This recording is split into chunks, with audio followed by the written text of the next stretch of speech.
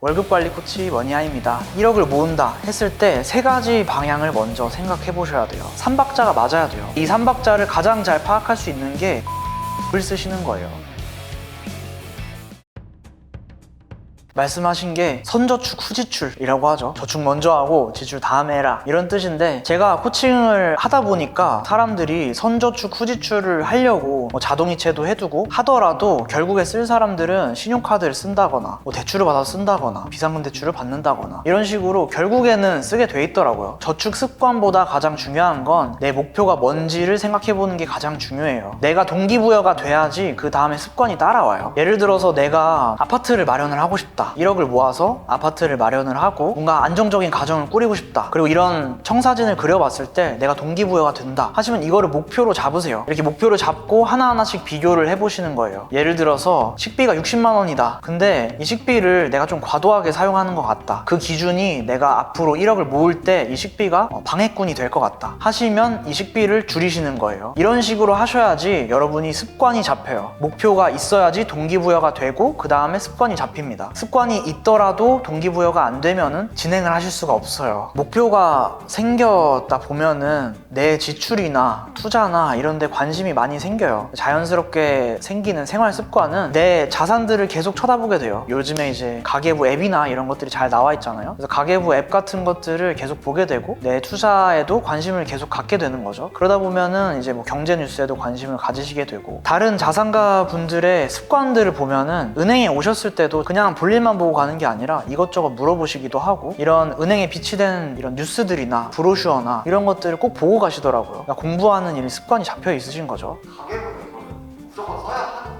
무조건 쓰는 게 좋습니다. 통계 자료도 있는데 가계부를 쓰시는 분들은 한 30% 정도 더 합리적으로 소비를 하게 됐다라고 스스로 생각하게 된대요. 그리고 이 저축량도 쓰기만 해도 늘어났다고 해요. 우리가 어린 시절로 돌아갔다고 생각해 볼게요. 고등학교 때로 돌아가서 수능을 봐야 돼요. 무조건 그냥 공부를 해라 라고 하면은 그냥 공부를 또 시작하겠죠. 내가 재밌는 부분만 또 할 거예요. 예를 들어서 수학을 좋아한다, 그럼 수학만 할 거예요. 재테크도 마찬가지로 내가 좋아하는 부분만 할 수가 있어요. 투자만 본다든지 아니면 아끼기만 본다든지 아니면 뭔가 이제 돈을 또 늘리는 활동들을 한다든지 이런 것만 보실 수 있는데, 사실 수능이라는 시험을 잘 보려면은 언어, 수학, 외국어 골고루 잘해야 되잖아요. 우리가 돈을 모아서 자산가가 되려면 돈을 버는 것, 그 다음 돈을 아끼는 것, 돈을 굴리는 것, 이 3박자가 맞아야 돼요. 근데 이 3박자를 가장 잘 파악할 수 있는 게 가계부 앱을 쓰시는 거예요. 그래서 앱을 쓰시면 지출만 보이는 게 아니라 소득도 보이고 지출도 보이고 투자하시는 내역들도 보여요. 요즘엔 이렇게 잘 보이니까 가계부를 쓰시는 게 좋아요. 그래야지 내 현 상태가 파악이 되고 내가 부족한 부분들을 메꿔갈 수가 있어요.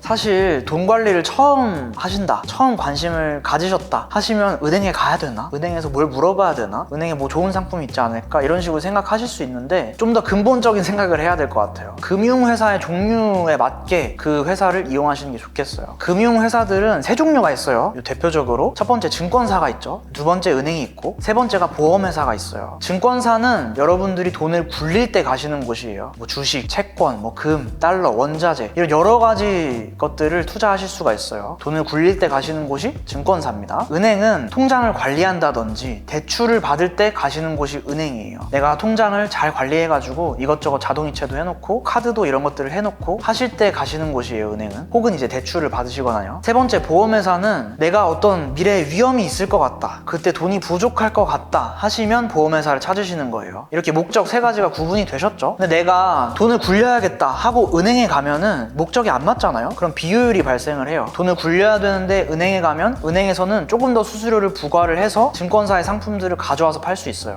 보통 이제 은행에서도 펀드를 판다거나 이제 여러 가지 투자 상품을 파니까 이제 손님들이 오시면은 이런 펀드를 은행에서 가입하시면 수수료가 조금 더 나오죠. 그래서 증권사를 통해서 가입하시는 게 조금 더 효율적이실 거예요. 요즘엔 이제 온라인 증권사라고 해서 지점이 없는 증권사들도 있어요. 수수료를 이제 효율화한 거죠. 마찬가지로 보험회사나 보험 설계사분한테 내 돈을 좀 굴리고 싶다 이런 상담을 받는 건 비효율적이에요. 보험은 위험을 대비하는 곳인데 내 돈을 굴리려고 가면은 목적이랑 안 맞잖아요. 그러면 이제 보험회사의 사업비나 여러 가지 비용들을 여러분이 감당하셔야 될 수 있어요. 그래서 이 세 가지를 목적에 맞게 하시는 게 좋겠어요. 은행에는 기본적으로 세 가지 종류의 통장이 있어요. 입출금 역할을 하는 통장이 있고, 적금 역할을 하는 통장이 있고, 예금 역할을 하는 통장이 있어요. 은행에 만약에 통장을 조금 더 디테일하게 활용을 해보시겠다 하시면 세 가지 종류의 통장이 있다는 걸 기억해 주시면 좋겠어요. 첫 번째는 입출금이 되는 통장들이 있어요. 입출금이라고 하면 여러분이 돈을 넣었다가 뺐다 하시는 걸 자유롭게 하시는 게 입출금 통장이에요. 두 번째 종류는 여러분이 매달 돈을 넣어서 돈을 굴리는 상품, 그러니까 적금 형식의 상품들이 있어요. 매달 넣고 이자를 받으시는 거예요. 세 번째 상품은 예금 상품이 있어요. 예금은 여러분이 목돈이 있다, 그래서 이 목돈을 예금에다가 묶어두는 형식이에요. 그래서 1년이나 뭐 3년 이렇게 계약을 하시고 나중에 만기가 됐을 때 이자를 같이 찾으시는 거죠.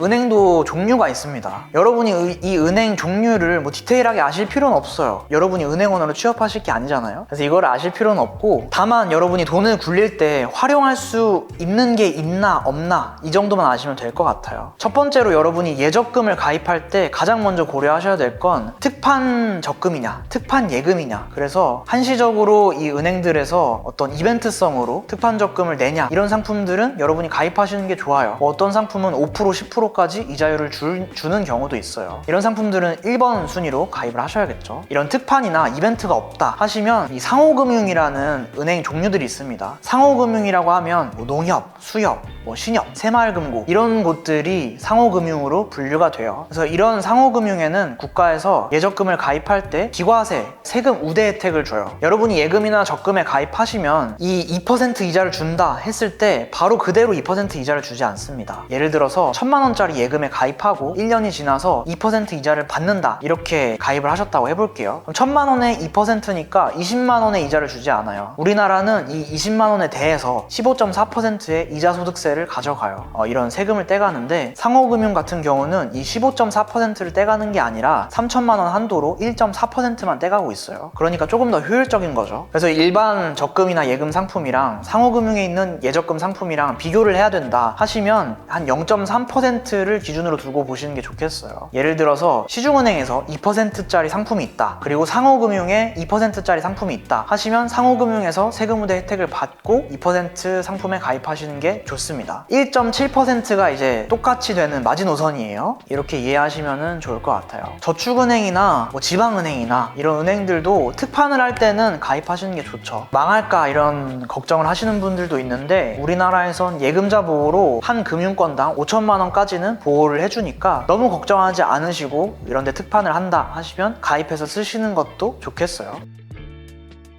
돈을 모은다, 1억을 모은다 했을 때 세 가지 방향을 먼저 생각해 보셔야 돼요. 첫 번째는 소득을 늘리는 거예요. 소득을 늘리는 활동들은 여러 가지를 할 수 있어요. 예를 들어서 뭐 야근을 할 수도 있고, 초과근무를 찍을 수도 있고, 이직을 할 수도 있고, 하다못해 핸드폰에 뭐 캐시 슬라이드 이런 걸 이용해서 50원씩 100원씩 늘려보는 활동을 할 수도 있어요. 아니면 집안에 있는 뭐 중고 물품들을 팔아보면서 내 소득을 늘려볼 수도 있죠. 여러분이 소득을 늘려보는 활동도 한 가지 재테크로 생각을 하시고 해보셔야 돼요. 이게 한 가지 축이 될 거예요. 두 번째 방법은 아껴보는 것도 해보셔야 돼요. 내 목표랑 비교를 해서 불필요한 부분들은 아껴보는 거예요. 예를 들어서 뭐 식비를 너무 많이 쓴다, 통신비를 너무 많이 쓴다, 화장품 구매하는데 돈을 많이 쓴다 하시면 이번 달에는 좀 줄여보겠다, 한 일주일만 줄여보겠다, 이렇게 줄여보시는 거예요. 시도를 해보시면 생각보다 안 써도 괜찮은데 하시는 부분들이 많을 거예요. 세 번째는 투자를 해보시는 거예요. 돈을 굴려보시는 거죠. 우리 부모님 세대 같은 경우는 투자를 하지 않아도 됐어요. 80년대, 90년대 이자율을 보면 예적금이 20%, 30%의 이자율을 줬어요. 이 20% 이자율이 어느 정도 느낌이냐면, 워렌 버핏이 1940년도부터 연평균 수익률을 20%씩 내서 지금의 세계적인 부자가 된 거예요. 근데 우리 부모님 세대는 한참 이 돈을 버는 그 시기에 이렇게 적금만 가입하더라도 20%의 이자율을 줬었어요. 그렇기 때문에 부모님 세대는 그냥 돈을 열심히 모으고 저축하기만 해도 됐습니다. 근데 우리 세대는 지금 이자율이 2%도 안 되잖아요. 그래서 투자라는 활동을 새로 해보셔야 되는 거예요. 그럼 이제 세 가지 갈래가 정리가 되셨죠? 소득을 늘려보는 거, 아껴보는 거, 투자를 해보는 거. 비유를 해드렸듯이 수능에서 성공적으로 대학을 가려면 수학만 잘해서는 될 수가 없어요. 투자만 잘한다? 그럼 투자만 잘하는 전업투자자가 되는 거예요. 여러분이 자산을 형성하고 싶다 하시면 이 세 가지 부분을 꼭 고려를 하셔야 됩니다.